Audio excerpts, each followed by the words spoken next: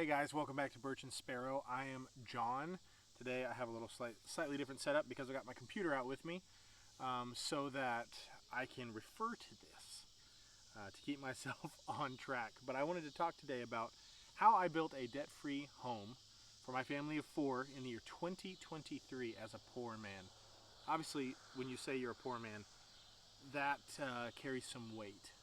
And we all live in different contexts, and my context may be slightly different from yours. I may be wealthier than you by your estimation, or I may be even poorer than I think I am by your estimation. And a lot of that's going to depend on your context, how you grew up, and all that kind of stuff. So a little bit about my context so that you know where I'm coming from. I was born in 1991. I'm 33 years old, and I am married to my wife, and we have 3 wonderful children, 2 boys and a girl. And we live in the state of Arkansas, so to give you economic information about like cost of living and that kind of stuff, you can go look it up. That's where we live. We live in Northwest Arkansas, which is one of the the more expensive part of the state. Maybe Little Rock, areas in Little Rock are similar, but I think Northwest Arkansas is probably the most expensive part of the state.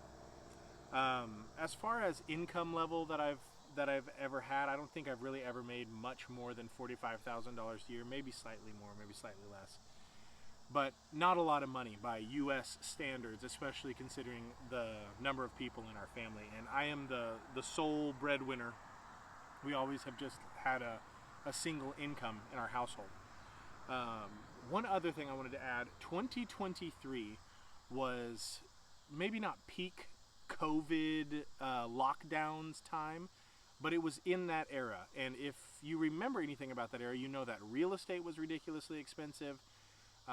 Products were just shooting through the roof. I mean, inflation was off the rails and exploding at the time. So I was buying materials at some of the highest prices, like the 2x4s that I was buying to build this place were just so expensive, and that dictated a lot of the decisions that we made, such as we built a 600 square foot home, and that a lot of that was because the lumber was just so expensive that we knew all of the materials, every square foot that we added was going to add a lot of expense. So we did not have a lot of money. We had very little money saved up, and we had to do the best with what we had. And the best we could think of was to build something really, really small. And 600 square feet is kind of what we came up with. We just randomly chose that size. We were originally going to build even smaller, but then we realized we had a little bit more money than we thought. So we added the other portion of the home to essentially double the size of what we thought it was going to be. We thought we were going to live in like 300 square feet. So I've been talking about this on here on YouTube for, I don't know, like a year now or something. We've made a few videos. And lately I've been making more, and people have started asking questions. So I wanted to just go through and answer some questions. And that's why I have this in front of me. So you're going to see me bouncing back and forth. Please forgive me. I'm just going to go question by question and give you my answer live. So question 1, how did you pay for it? Well, it can be a long answer or the short answer. I'm going to try to summarize things as much as possible. I bought Bitcoin a little early. I don't want to say super early, because the truth is I was watching Bitcoin go up for years and years and years and years and years, and I thought it was just a total scam. That was before I started to look into it and actually learn about it. And now I've changed my mind completely, but that's a topic for a whole other video. The point is this: I did buy some. That little bit of Bitcoin that I purchased increased in value over time. Not to any exorbitant amount. We're talking like I maybe had $10,000 worth. And my wife and I had decided that I was going to leave my corporate job for personal reasons, just because like it's not the life that we wanted to live. It's not the life that we wanted to build for our family. And we looked through everything, and I thought, if I take out my retirement savings, which was again almost nothing, but I had to save it at this company. If I took that out and I sold all my Bitcoin, then we'd have like $12,000 or something like that. Or no, it was 17. I think it was $17,000 in total. And so we decided to do that. And with the very little money that we had, we walked away and we found out about this piece of land that we're on from a friend. That this was listed for almost the exact amount of money that we had. I think it was $21,000. And I had continued to work odd jobs and that kind of thing here and there and add a little bit on top of the 17. And we had just enough to buy this land. So we got the land and we paid it off. That was step one. And then we had to figure out how we were going to do all the rest of it. And that we essentially did by getting another job. I got another job that I was able to work remotely. And I would, every paycheck that came in, I would use it to buy materials, and then we would build a small portion of the home. And I would come out here to work. Once I got internet out here, it was off to the races. I could come out here and spend my full work day working my remote job, and in the little bits of time when I wasn't having to do that, I could build on my house. So that's how we paid for it. I had a little bit of savings, a tiny amount of money, and then we did the rest by paying bits at a time. Yeah, buddy, that's awesome. That's awesome. Next question. What tools did you have or acquire in order to build? So the answer to this question is I had zero tools, literally none. I had to go out and buy the things as I needed them. Like, I think the day that I started, I had like a hammer and two different drills, like a drill and then an impact driver. And that's what I started with because that's all I had. I bought a shovel at like a flea market, and I mean, I was just patching together tools from wherever I could get them because we didn't have hardly any money. So I had to acquire all of my tools. And I still don't, the honest truth is I still don't have a lot of tools. I'm not a tool guy. I'd rather figure out how to do what I need to do with fewer tools than acquire some massive amount of tools that I have to figure out how to store. That's not very interesting to me. So I've had to acquire everything as I went, and my general philosophy is less is more when it comes to tools. Learn how to use your tools better and for more things rather than acquiring more very hyper-specific tools for every single scenario you encounter. Let's see, another question. While we were building, where were we living? So we went through two phases of this. At first, we bought a camper and we moved out here onto our land. And the camper was just too small. I didn't really know what I was doing. I'd never lived in a camper before, and I didn't know what square footage we needed. But it turns out we got one that was too small. And so my parents, who are incredibly gracious and have a home that is large enough for this, allowed us to move in with them while we finished out the rest of the build.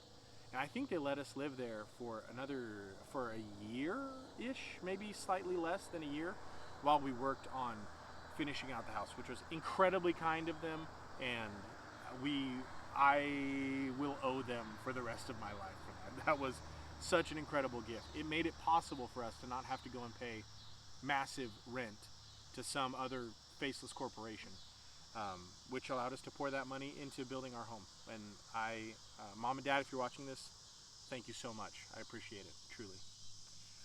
Next question. What was your cost of living? You know, this is a good question. I don't really know super specific answers to this. I'm terrible about being the kind of person who I use the money I have to do the things that I need to do. And I allow cash to sort of dictate what I can and cannot do. I'm not a great planner. I'm working on this right now, trying to get better at prognosticating and coming up with an actual budget and living by a budget, but I haven't ever done that before. But I think it's safe to say that we've probably lived around the $3,000 per month level for most of our marriage, and that includes the time that we were building our home. So maybe slightly less, maybe down as low as $2,000 per month when we were scrimping and saving. but it's somewhere between 1,800 to 3,000. It's probably oscillated back and forth in that range. We've probably gone from about $1,800 on the low end to $3,000 on the high end for the average, for our average. Obviously, we've had months where we spent more. I don't know about spending less than that, but somewhere around in there, $1,800 to $3,000 a month. Let's see. Next question. What skills did you have before starting to build the house? Okay, so a lot of guys, when they go to build their own home, they've been in construction for a really long time and they know what they're doing. I had zero skills. I had basically handed 2x4s to my dad on a few little projects at his house all my life, helping my dad, like handing him tools and that kind of thing. But I didn't have any real skills. So if anything, this is a testament to the fact that anybody can build their own home. I mean, literally anyone, because I did it with an internet connection to which was probably the most important tool that I had, because it allowed me to connect to YouTube, which taught me all of the things that I needed to know. I mean, I would literally get up, come over here, and I would YouTube how to frame an interior wall, how to frame an exterior wall, how to wire an outlet, how to wire a 220 outlet, how to do all of these things, because I had no idea. But every single one of those questions can be answered 1,000 times over on YouTube, and I used that to its fullest extent. So what skills did I have? Zero. I had no skills. Next question. Did I have a lot of help? I do not want to minimize the help that I did have. I had friends who came over. I have a friend, Doug, who came over here quite a bit, especially at the beginning. And more than anything, he was like emotional support, which was really great. Doug, if you're watching, thank you. I owe you one. And I had another friend, Bobby, who came out a couple times. Another friend, Jake, came out one time. My dad came out a couple of times. But the vast majority of the project, I'm talking probably 95%, 96%, I did alone. I did almost every single thing by myself. And honestly, I think that's the best thing that could have happened. It was necessary for me because I needed to go through the crucible of the experience of like how just it being incredibly taxing, emotionally draining, and physically hard in order to get the ultimate reward, which is the personal growth of building my own house. So I'm glad that it worked out the way that it did, and thank you very much to every single person that has ever come out and helped. It's appreciated more than you will ever know. Next question. What support did we get from others? I kind of just answered that. We got plenty of support, but this was a solo project. Like this was our thing to do. This wasn't something that other people needed to be involved in all that much. There wasn't that much for other people to do. I mean, I guess people could have just like thrown money at us. That obviously would have made things easier, or come and given tons of their time, but that wasn't expected. So did we get support? Yes, we got some support. Was it a massive amount? No, it wasn't. And honestly, I'm very glad for the way that everything worked out again. Let's see. Next question. How many square feet? I already answered this earlier. It's 600 square feet. What did I build it out of? This is a home that is framed like a regular house, with one major exception. Most homes are built on a foundation is laid, and then they're framed on top of that. This is built more like a pole barn. If you don't know what that is, you can go look that up. It's where you put poles in the ground, and then you frame between them. It's a very simple way to build. Literally anybody can do it. It's like putting sticks together and just nailing them up. Anyone can do it, and there's no reason you can't build your house this way. Our home, granted, is not meant to be the permanent home that we live in for the rest of our lives. So we don't have a super long-term vision, meaning like 50 years of it still standing here. We're going to build another house that's going to be much nicer, and that's the plan for that house. But this home, this pole barn house, made it possible for us to stop paying a mortgage and to live debt-free, rent-free, and all those things free, so that we can be on our land where we can build that house. So it's framed in a pole barn style. If you want to look that up. Let's see. Are we off grid? It says, are you off grid? We are not off grid. So you can't see this behind you, but just behind the camera, there are power lines. We live right along an electrical easement and right along a gas easement. We don't use the natural gas company's services, but we do use the electric services. So we're just on mains power, as they call it in the UK. We have a regular wired house by US standards. So no, we are not off grid. However, we do not have a regular septic system. We use a composting toilet setup, and we have rainwater collection for our water system. So all of the water that we ever use comes from our rainwater collection. And I'm going to be doing a more in-depth video about that, just to answer people's questions and to show exactly how it works. So are we off grid? No. Are we kind of half off grid? Yes. Let's see, what do we do for water? Well, I just answered that. So we have rainwater catchment, catches it in a big cistern, and then there's a pump down at the bottom, and that pump pumps it into our house, and from there on, it's just a normal system, just like anybody's house, except we did it for super, super, super cheap, and I plan to make a video about how you can do that too. Let's see, what about waste? I kind of answered this too. Our wastewater, we don't have any septic system. So there's not black water, which is what people are always worried about. There's no sewage in our system. So we have gray water. Gray water runs off on the hillside because gray water has no impact on the environment. It doesn't do anything negative to the environment. It just grows some really, really stout plants over here. And when we use the restroom, that is a composting toilet setup. So that's just put in a pile. It compost turns into dirt and goes away. Again, very environmentally friendly and very safe for everyone involved. I thought I would never do that in my life, but I've learned that it's actually a really clean system, and it's not that big of a deal. So that's how we handle our waste. The only other thing we have is trash, like regular household trash, and that's just we just have a regular trash service around here that comes and picks it up. The last thing that I want to talk about is why in the world you would do this. And obviously I can't say why you would do it, but I know why I did it. I wanted to live debt-free because of wanting to be a protector and a provider for my family. That's really what it boils down to. And that interplays with the other reason, which is personal freedom.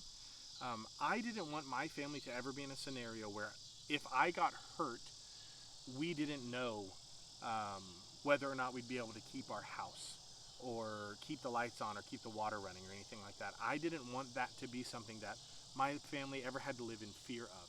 So if I got hurt tomorrow, all my family has to figure out is, how do we pay the electric bill, which is like $90 a month, and how do we pay our taxes each year, which is, I think our property taxes are probably less than $200 a year.